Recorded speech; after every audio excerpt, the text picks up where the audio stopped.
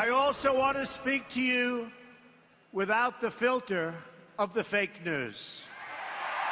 The dishonest media, which has published one false story after another, with no sources, even though they pretend they have them, they make them up in many cases. They've become a big part of the problem. They are part of the corrupt system. When the media lies to people, I will never, ever let them get away with it. I will do whatever I can that they don't get away with it.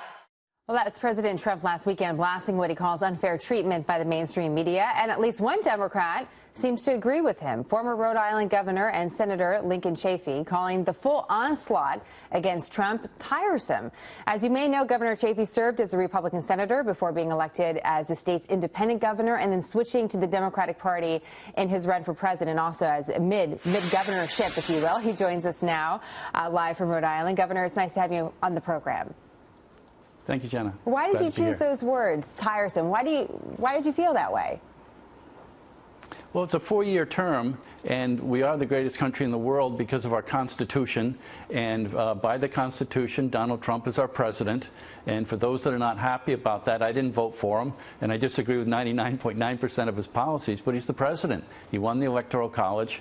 And our system of government will work.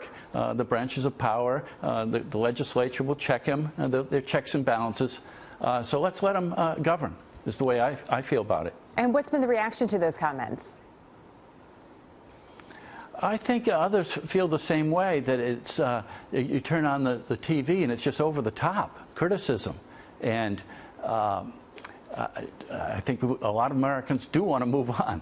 Yeah, we certainly hear that on our program quite a bit. I'm curious, just on your personal experience, because you've been able to fill so many different leadership roles, and at times a member of different political parties.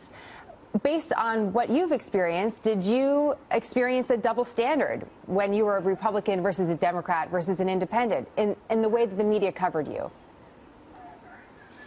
Well, I was always a liberal Republican when I was a Republican, and I've always stood for the same things. I've never changed on my positions. I've always been socially liberal and very fiscally conservative. That's never changed. I've been a councilman and a mayor, as you said, a United States senator, and a governor. And I don't think there are too many out of 250 million Americans, maybe 10, that have been a U.S. senator, a governor, and a mayor. And so that's all three, learning all three levels, the federal level, the local level, the state level, and how they work, because I've done it. And I did feel when I ran for president that the fix was in for Secretary Clinton. They wanted, the mainstream media did want Secretary Clinton, and the rest of us really weren't given a fair shot.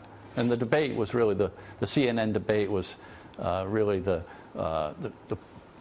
main arena where it just was not fair. There were only 5 of us. I got 8 minutes out of 2 hours. There's got to be a better system, because in the end, I don't think I'm being disrespectful, but Secretary Clinton was not a good candidate in the end. So how do you, because there's both Republicans and Democrats that feel that way, that there are certain chosen ones when it comes to politics, and they get the better slice of the pie. What do you think fixes that? Well, I guess as a Democrat now, especially during the debates, we've just got to work it out.